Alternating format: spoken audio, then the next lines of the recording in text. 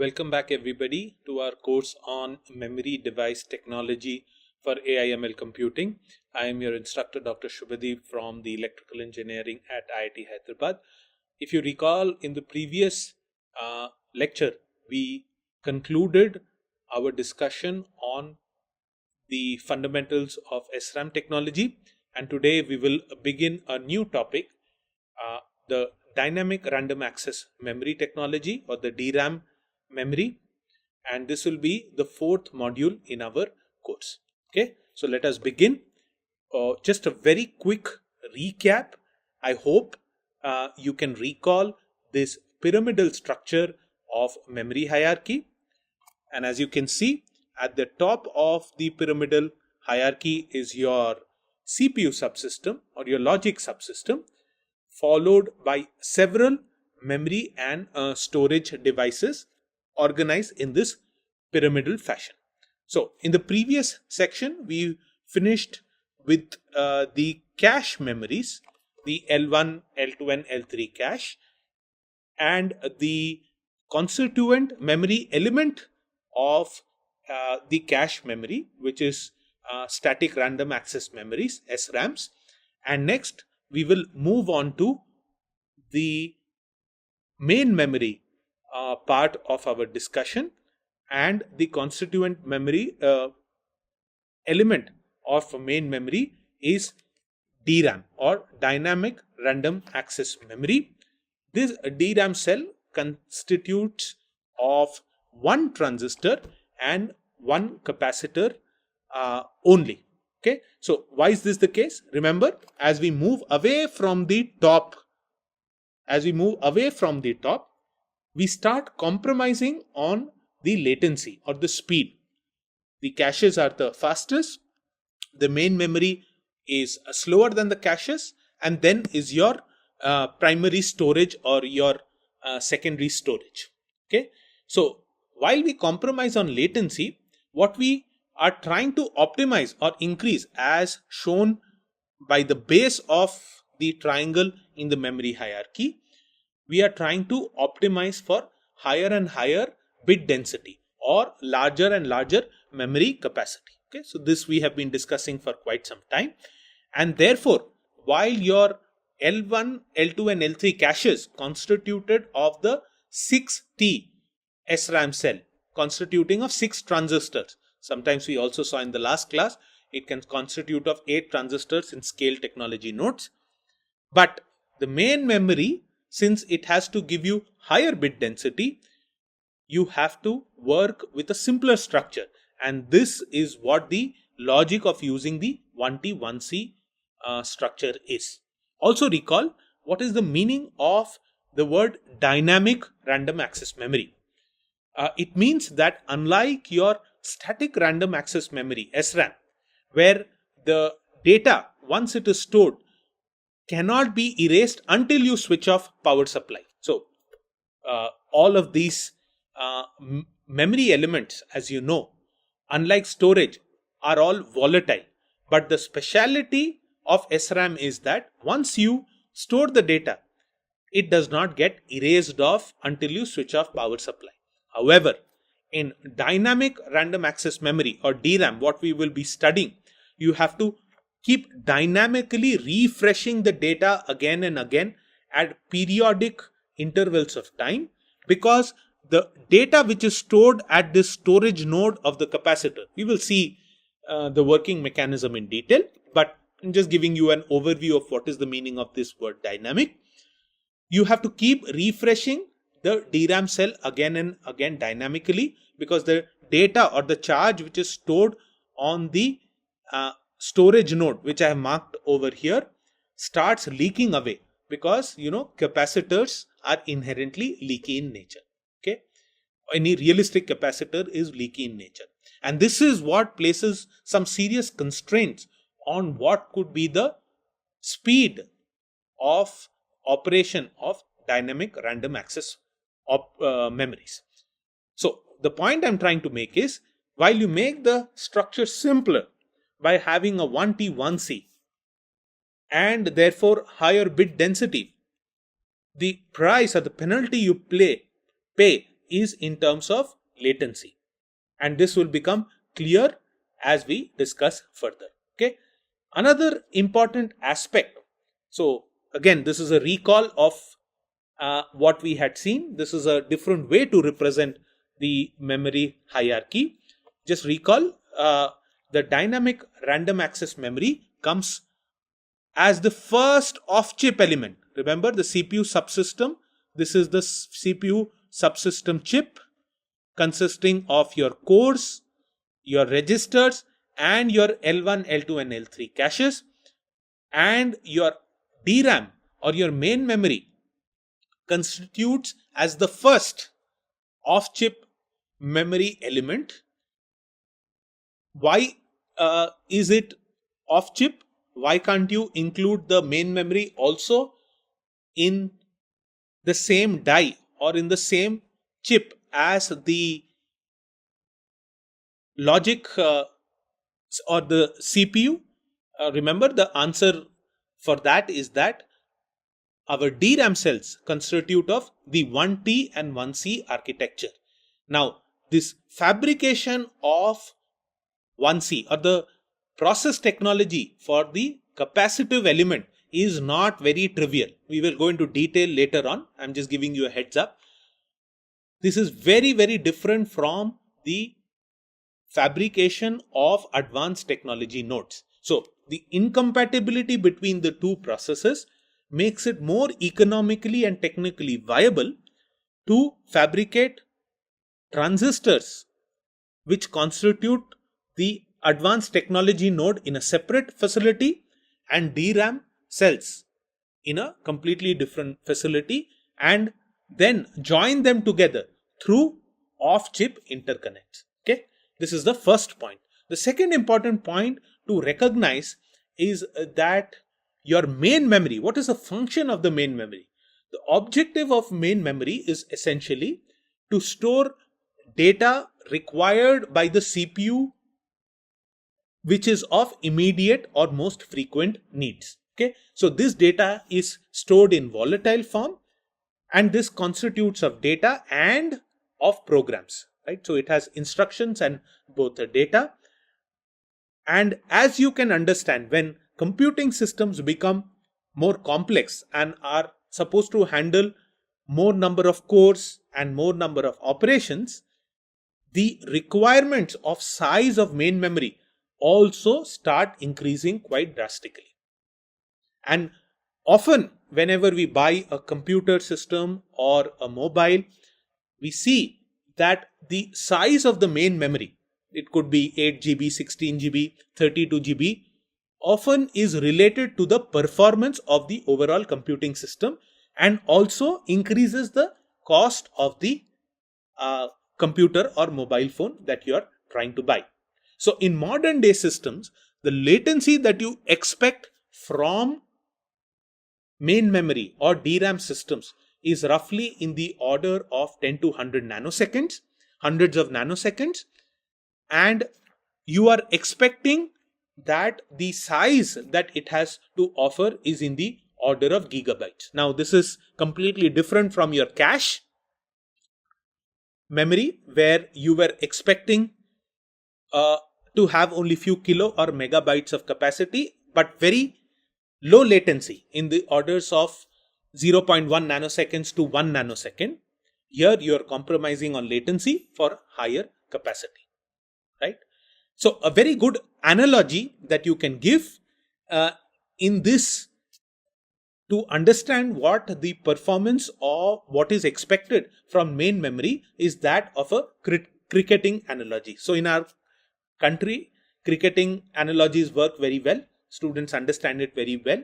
So the best analogy to give is, from DRAM, you are expecting what you expect in a all-rounder in a cricket team. So in a cricket team, you have specialized batsmen and you have specialized bowlers, but often there are these individuals that are required in the team or team players who know a bit of both batting and bowling, right?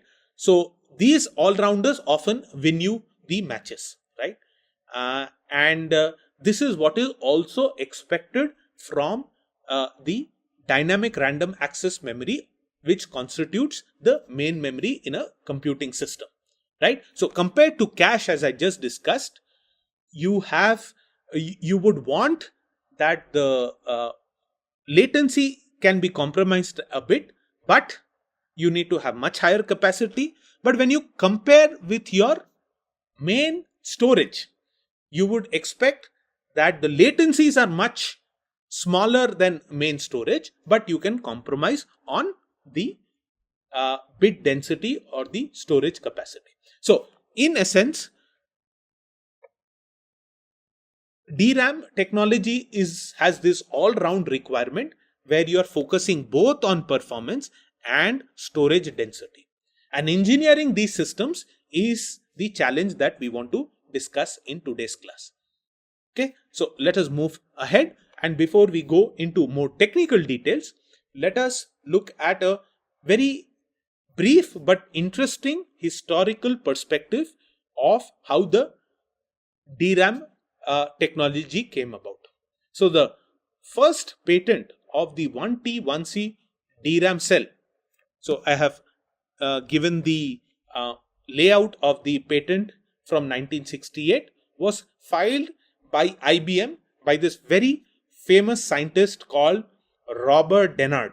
So where have you heard the name of Robert Dennard? So Robert Dennard was this brilliant scientist at that time working in IBM, and you may have heard the name of Robert Dennard from the Dennard's law of scaling. What is the Dennard's law of scaling? Dennard's law of scaling gives the prescription of how you have to scale the dimensions of the transistor so that you are not compromising on the performance of the transistor. So what Dennard came up with was with the first prescription of scaling, which was the constant electric field scaling. So anybody who has done a basic course on semiconductor devices must have heard his name surely. So his idea was very simple. Like I was showing in the previous slide, you just have a 1T and 1C structure which is arranged in a array fashion, and in this structure the data is stored as a charge in the capacitor in the storage node. Okay, so this was the first idea patent that was filed by Robert Dennard. So however, the first commercialization came very quickly from Intel. So Intel's first chip called 1103 came up with the 3T1C DRAM cell. Now from 1T 1C we are discussing about 3T1C.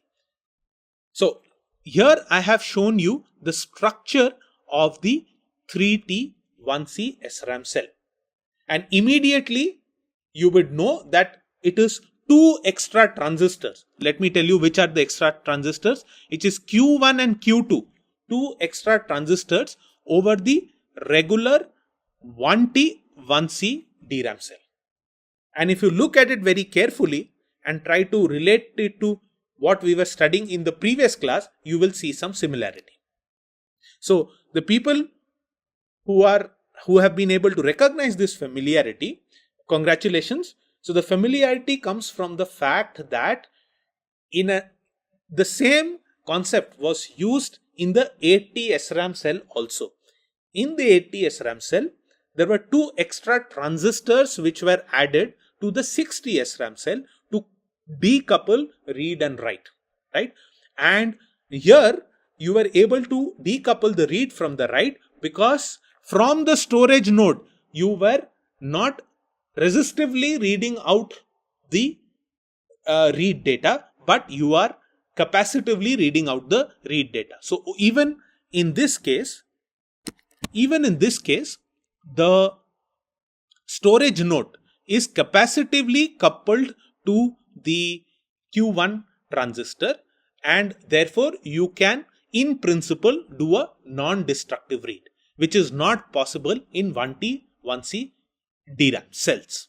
Okay, and with this technology you were able to go and make the first 1 kilobit. Now it seems very ancient. Now we have gigabytes. But the first DRAM chip, which was an integrated circuit on its own, just had 1 kilobit of data, and it was fabricated from a PMOS design, which had a channel length of 8 microns. Now this was used extensively for the main memory in your old HP 9800 printers, and however, although this was a successful technology, it had a very short shelf life, only from 1970 to 1979. Why was this the case? Why, despite being very successful, was this kind of 3T1C DRAM cell abandoned? The reason is very simple. What we studied in the previous slide is that you have a very severe constraint on the size that a DRAM cell can occupy. You need to have it as small as possible so that memory density can be very high. Adding these two extra transistors can be very detrimental in improving the memory bit density, and therefore we realized, or people realized, that you have to go back to the 1T 1C DRAM cell, and that since 1974 has been the staple. Even the DRAM or which we use in main memories in modern day computing only contains of the 1T 1C cell. So very good idea, 3T 1C, but it had a very short shelf life. So the first chip which contained the 1T 1C cell was the MK4096. So the 4096 basically tells you what is the capacity of the DRAM cell. It was 4 kilobits, and it was also used in HP printers, 9800 printers, and it used the first time the NMOS aluminum gate technology.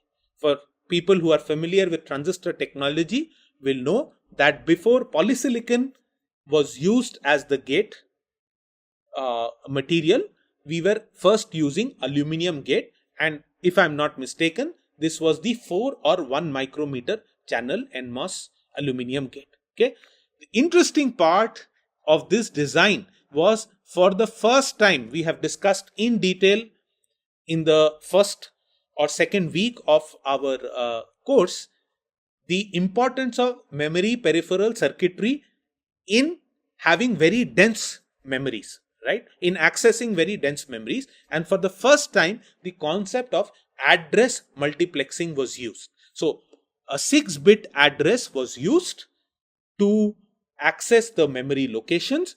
But what was very interesting is that the data was only 1 bit. Basically, you were reading out the data serially, 1 bit at a time. So as you can imagine, the speed of these 1T 1C MK4096 cells were very, very low. Cut to our modern era, where we have been able to improve the performance of the DRAM cell quite drastically. So you may not be able to read, so because the script is a bit small. Since last few decades, we have been able to aggressively scale the technology node of the DRAM cell, and therefore improve exponentially the bit density or the amount of memory GB per millimeter squared. And all of this has been possible because of two key reasons. At the device level, you have been able to do aggressive scaling of the transistor, part of which we have discussed even in our SRAM portion. But if you want a more detailed description, I would suggest to look up a course on semiconductor devices. However, in this course, we will talk about a much more important aspect, which is the scaling of the capacitive node or the capacitor. The scaling of the capacitor has revolutionized the performance of the DRAM cell. Not only that, as we will see, even intelligent system level design, which we will focus on, has been very, very important in trying to improve the performance of the DRAM subsystem. Why has all this been important? What has been the key challenge in the interfacing of the CPU subsystem with the main memory? This is what we will discuss, and this will give you the importance of why the subsystem architecture of DRAM cell is also very important and probably one of the most contributing factors of why we have such successful integration of DRAM as the main memory. So the first thing is that very soon people realize that we are hitting a memory wall. What is the meaning of this technical term of memory wall? So the term memory wall simply means that there is a big difference in how quickly your performance of your logic subsystem is improving versus that of the DRAM. So there is a big gap in the improvement of the processor subsystem and the main memory or DRAM subsystem. Why is this the case? This is because while transistor scaling has continued at a very rapid pace, the DRAM scaling or the shrinking of the dimensional aspects of DRAM has been very, very challenging. Okay, to couple the problem or to multiply the problem or to double the problem, I would say, the multi-core parallelism in processor units has made processor units very, very hungry for larger and larger throughput from the main memory subsystem. However, at the same time, speed improvements in the DRAM subsystem has become very, very challenging. It is not as easy to have rapid improvements in the speed of and throughput of DRAM subsystem. The third important point is recognize that DRAM is the first off-chip element, and the moment you have off-chip elements, as we have been discussing, latency becomes a big issue because of the interconnect parasitic and delays. So you have two separate chips. The wires that will connect the two separate chips will have its own delays due to parasitics, and these have been also very difficult to manage. So the best way to understand this is to have to compare the improvements in performance of the processor subsystem versus the DRAM subsystem. As you can see, the processor subsystem has been roughly improving at the rate of 2x every 1.5 years or 18 months. This is basically what is the fundamental of the Moore law of transistor scaling. However, the DRAM memory, if you see, has shown the performance enhancement at a much slower rate. DRAM's performance is only increasing by 2 times every 5 to 8 years. And this has become a big problem. This is because as years pass by, there is a growing difference in the throughput. Between the processor subsystem and the DRAM memory. That simply means that the processor can process data at a much higher rate and is much hungrier for data than the throughput of the DRAM memory subsystem. And this growing gap is called the memory wall or the processor memory performance gap or the memory wall. Okay. If you think this is a big problem for traditional computing systems, modern day AI ML computing has made matters even worse. This is because, as we have been discussing, AI based computing is essentially data driven computing. And in data driven computing, the hungriness of the processor to receive data from the storage and memory elements is much higher. So here, if we see the normalized performance improvements, we see that the flops per second, which is what is flops? It is the floating point operations per second that your processor can crunch out, is improving at a rate of 3.1x every 2 years. However, the DRAM bandwidth is only increasing by only 1.4x every 2 years. To make matters worse, the interconnect bandwidth also is not improving much, only 1.4x every 2 years. So this performance mismatch causes this even more severe memory wall when it comes to AI systems. So this is a problem that needs special attention, and several solutions have been proposed to address this growing memory wall. The first thing that people tried was the traditional approach. So you have a processor subsystem that is demanding data at much higher rate, but individual DRAM banks or individual DRAM cells or arrays are not able to keep up with that amount of throughput. So what do? You do a very smart DRAM subsystem architecture design so that you can encode or you can bring in some parallelism where some banks are active at some time, where information can be supplied through other banks. And this is how somehow you are trying to manage this growing divide between the memory performance and the DRAM bandwidth. Okay. The other approach is at the device level, where you are using embedded DRAMs and new forms of heterogeneous integration and packaging technology to significantly cut down the interconnect delay or the interconnect parasitics which happen between the memory subsystem and the processor subsystem and the main memory DRAM subsystem. The philosophy is very simple.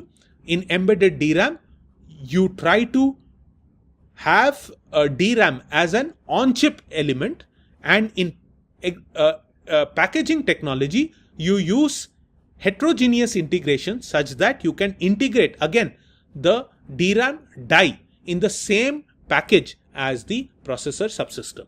But in line with the philosophy of our course, first we will take a top-down approach. So the next class we will see how through advances in the DRAM subsystem you are able to include parallelism and therefore somehow circumvent the memory wall.